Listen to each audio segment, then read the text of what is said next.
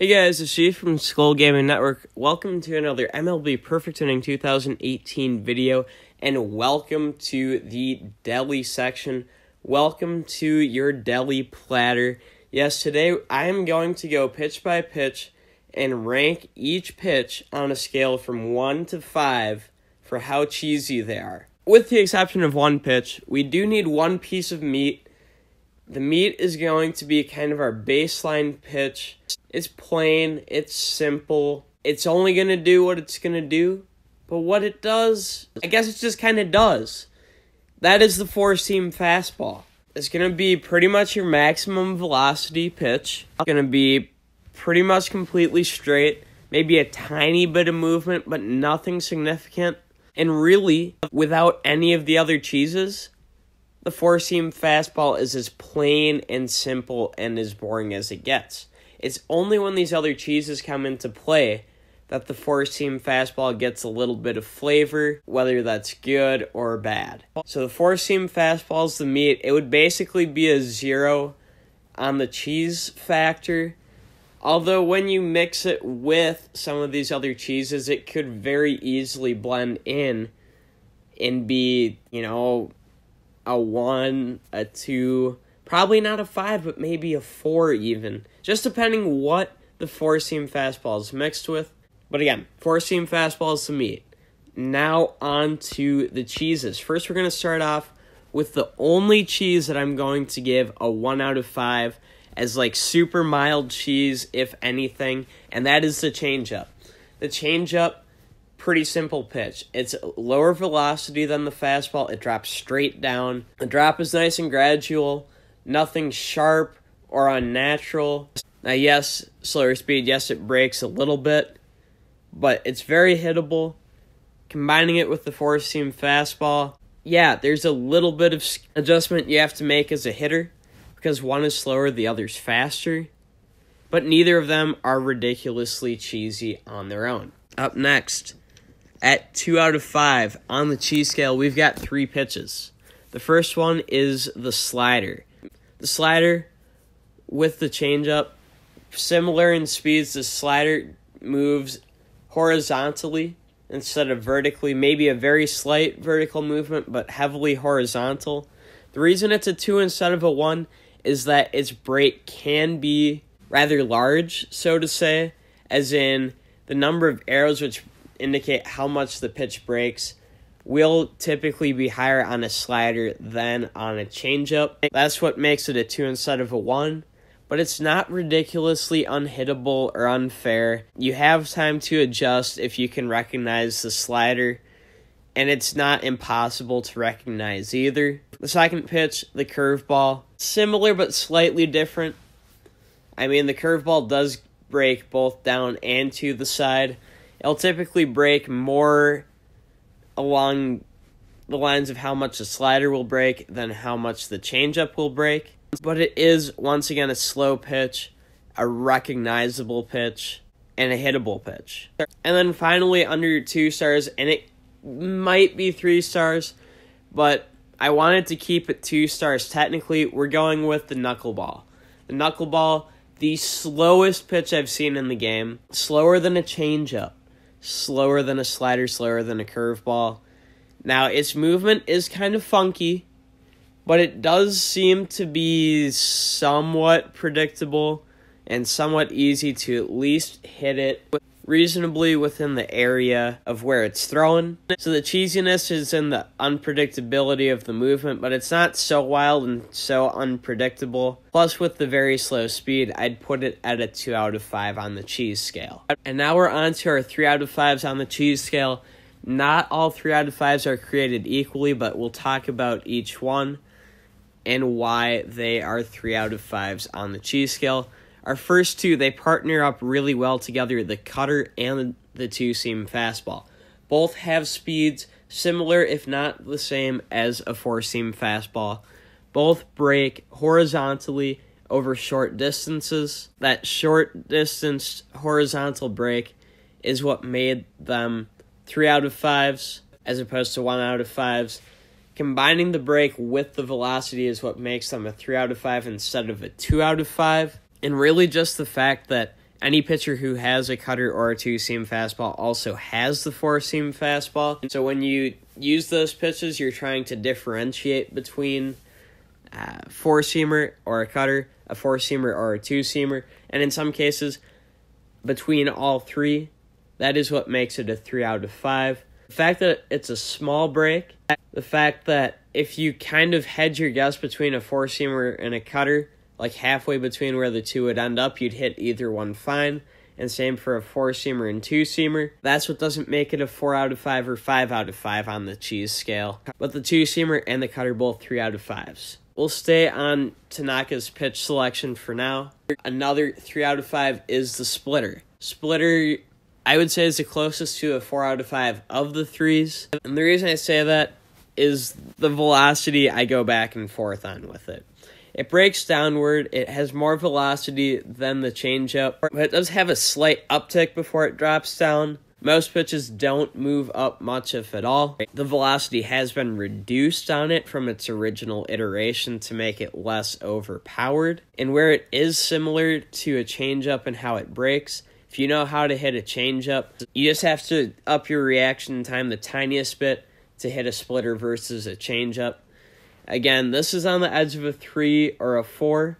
I put it at a 3. I could see it being a 4. It's not the easiest pitch to hit, but it is hittable. And then the final 3 out of 5 is the current iteration of the K-curve. The K-curve, a knuckle curve, used to be ridiculously unhittable. I'd say a 4, if not a 5 out of 5 on the hittability scale. But with updates to it where the velocity's been reduced, it's really just a little bit sharper version of a curveball. And where a curveball's a 2, the K-curve for me is a 3.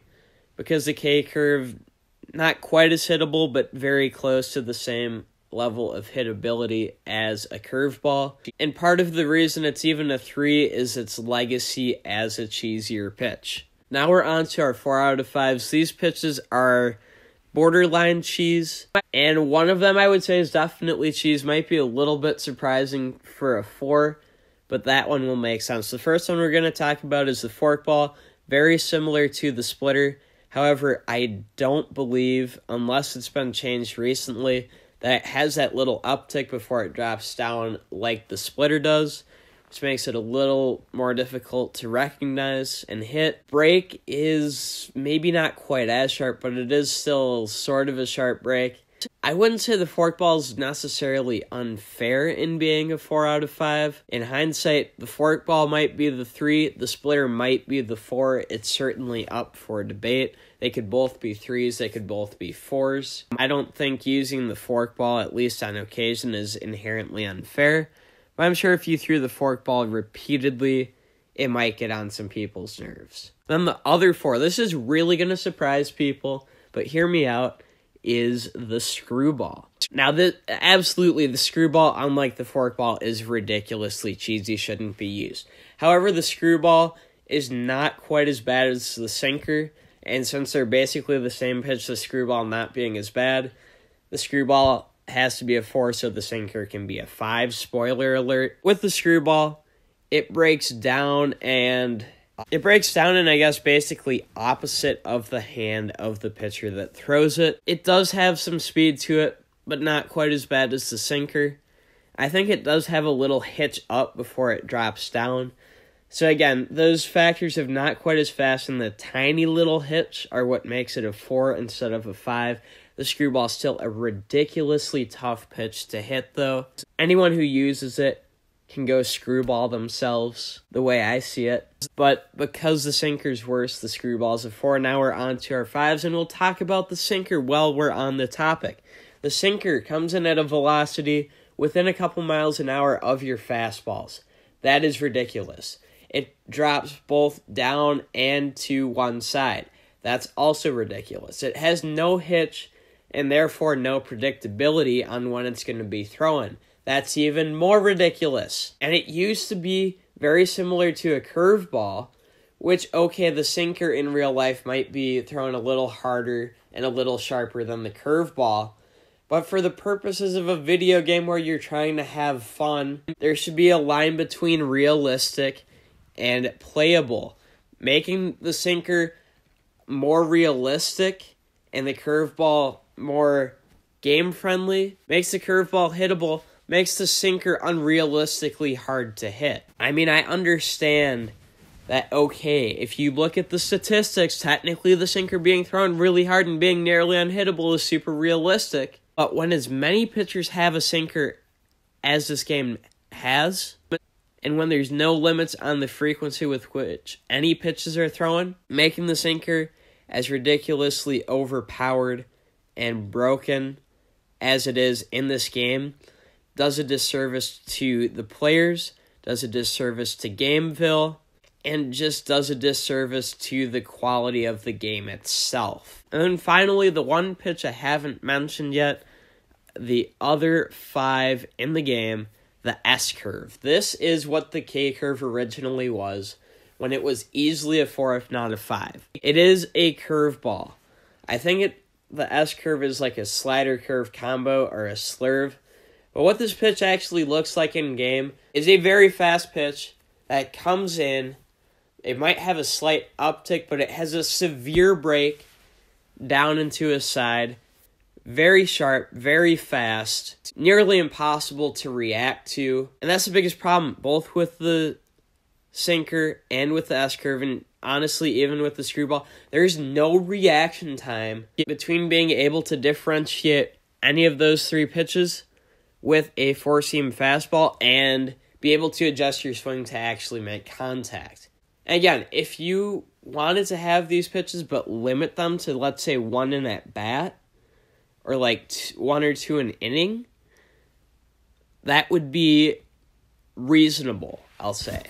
Because you have pitchers who have these nasty pitches, and they'll break them out on occasion to get out of a jam with a clutch strikeout. But what you don't have is these pitchers throwing these pitches super frequently like we can in this game, because injuries would happen. The pitches would start to be really recognizable and really hittable. However, a video game like this where injuries don't happen and fatigue does not happen at any rate realistic to pitchers wearing out, there's no repercussions for spamming these unhittable pitches. They get abused, and that is what makes them cheesy. I hope you guys enjoyed this video, hearing my thoughts on how cheesy different pitches are, along with my thoughts about what makes them cheesy compared to the real Major League Baseball. To be clear, these pitches I think are at least mostly represented accurately in game. I just don't think the accurate representations do the pitches justice in terms of treating them realistically, saying, okay, a nasty pitch is a nasty pitch, but if it's broken out more than once or twice here and there, a pitcher is going to get hurt and not be usable, or a pitcher is going to significantly fatigue and be pulled from the game. If those measures were put into the game, I wouldn't have nearly as big of an issue with these pitches. Or if they just said, hey, we're going to make pitches called this, we're going to make them softer versions of the real thing, so when you're playing the game, trying to hit, trying to be a batter, you can still get hits off these pitches. That still gives these pitchers a pitch mix that they deserve. So if you have a pitcher who throws 3 pitches, they have 3 pitches to throw instead of only 1 or 2. But yeah, if you enjoyed this video, leave a like. If you're new around here, subscribe for more MLB Perfect Inning 2018 content in the comments.